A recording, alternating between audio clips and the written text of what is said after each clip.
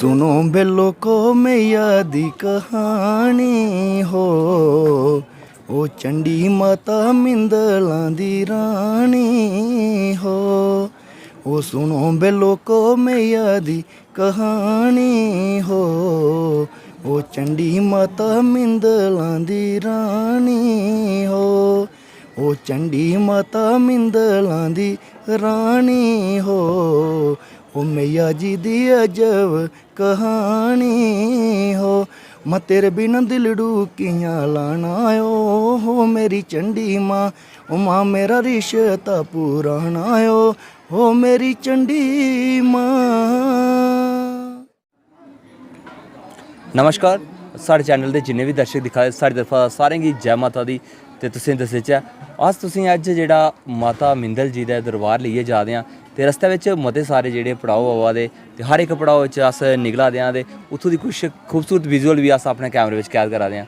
ते इस बेल्लै तुसें दस्सेआ अस इत्थै जेह्ड़ा बाबा सिद्ध जी दा एह् आश्रम है उत्थै आं ते साढ़े कन्नै पंडित विजय शर्मा जी जेह्ड़े कि मल्टी टैलेंटेड व्यक्ति न, पंडित भी हैन ते कन्नै कन्नै माता जी दे जागरण करदे, सत्संग करदे ते बड़ियां अच्छियां इंदी तरफा दा माता मिंदल दियां, माता मचेल दियां भेटां भी आइयां ते मिलियन बिच इंदे व्यू भी गए, लोकें बड़ा सारा प्यार दित्ता इनेंगी। ते आओ अज्ज इंदे कन्नै थुआढ़ी मलाटी कराने आं। स्वागत है जी सारें कोला पैह्लें ते जय माता दी, जय माता दी। ते अस आके कि अज्ज तुस भी साढ़े कन्नै इस यात्रा बिच शामल हो मां मिंदल जी दी यात्रा च। ते सारें कोला पैह्लें अस मां मिंदल जी दे बारे च गै पुछगे, तुस एह्दे कोला पैह्लें किन्ने इत्थै चक्कर जेह्ड़े आई चुके माता जी दे दरबार? में एह्दे कोला पैह्लें इस दरबार दे बिच 2 चक्कर लाई चुके दा।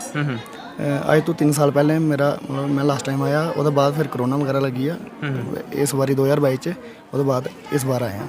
ते अगर पिछला एक्सपीरियंस दिक्खेआ जेह्ड़े तुस साढ़े 2 विजिट इत्थै पैह्ले होए ते अज्ज दा एक्सपीरियंस दिक्खेआ किन्ना तुसेंगी चेंज लग्गा दा एह्दे च? हून ते बड़ा ज़्यादा चेंज आई चुके दा। जेह्ड़ा रोड भी हा हून गरीफा दे बड़ा अच्छा उत्थै कम्म कीते दा। ओह् साढ़ी जम्मू स्टेट बिच गै आंदा ते बाकी जेह्ड़ा इद्धर दा एह् भी बड़ा अच्छा दिक्खेआ तुसें, इद्धर दा व्यू, इद्धर दी लोकेशन और माता रानी दा जिस वेल्लै दरबार बिच पुजगे उत्थूं दा नज़ारा गै दिक्खेओ कैसा होना। जी जी।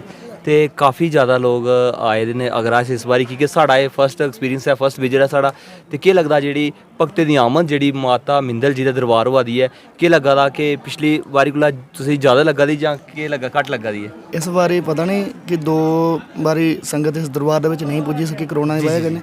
इस बार तुसें दिक्खेआ होना सवें दे स्हाब कन्नै टैंपू, छोटियां गड्डियां, कोई स्विफ्ट, कोई डिज़ायर, कोई टैंपू लेइयै, कोई सुमो लेइयै, अपनी अपनी गड्डियां लेइयै सारे माता रानी दे दरबार दे विच पुज्जा दे न।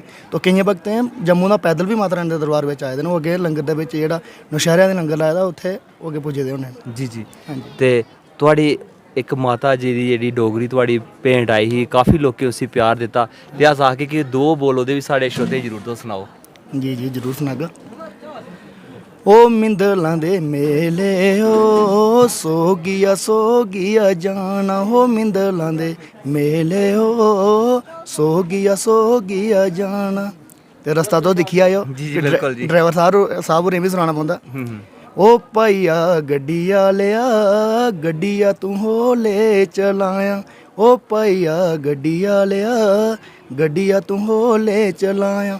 ओ मिंदलां दे मेले हो, ओ मिंदलां दे मेले हो सोगिया जाना, ओ मिंदलां दे मेले हो सोगिया जाना। जय चंडी माँ असां औना मिंदल ग्रां, जय चंडी माँ असां औना मिंदल ग्रां। बहुत बढ़िया जी, बहुत बढ़िया। बिल्कुल स्हेई आखेआ तुसें। माता जी दे मेले दिक्खियै गै इत्थुआं अद्भुत नज़ारा जेह्ड़ा बंदा इत्थै आइयै गै इस पूरे चीज़ जेह्ड़ा स्वयं अपने आप बिच गै समझी सकदा कि किन्ने मोहित इत्थूं दे नज़ारे न, दिलकश नज़ारे न इत्थूं दे। शायद प्रदीप भैया शायद तुस भी पहली बार गै आए हो। जी जी, साढ़ा फर्स्ट विजिट है जी। मचेल साढ़ी यात्रा हुई, लेकिन मिंदल दी फर्स्ट विजिट है साढ़ी। माता रानी के पुजांदी है इत्थै सब कुछ। जी जी बिल्कुल। ते काफ़ी मतलब अगर रस्ते दी गल्ल करचै काफ़ी मतलब बड़े खतरनाक रस्ते, ऐसा लगदा कि काफ़ी डिफिकल्ट है, लेकिन फिर भी यात्रा आवा दी और बड़े प्यार कन्नै इत्थै आवा दी। नहीं इस बार ते जेह्ड़ा रस्ता बने दा, जिस बेल्लै अस त्यारी लंगर खाइयै क्रॉस अग्गें कीता है, उत्थूं दा दिक्खेआ तुसें रस्ता जेह्ड़ा इस बार थोड़ा दूसरी साइड तो कड्ढे दा, उप्परा साइड तो। पैह्लें रस्ता बिल्कुल इ'यां सिंगल लाइन दे बिच निकले दा हा। ओह् दिक्खियै भलेआं बड़ा डर लगदा हा। हां जी हां जी।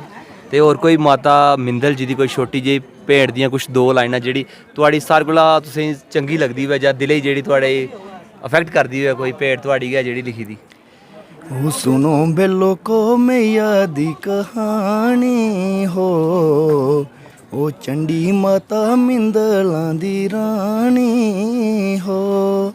ਉਹ ਸੁਣੋ ਬੇ ਲੋਕੋ ਮਈਆ ਦੀ ਕਹਾਣੀ ਹੋ, ਉਹ ਚੰਡੀ ਮਾਤਾ ਮਿੰਦਲਾਂ ਦੀ ਰਾਣੀ ਹੋ।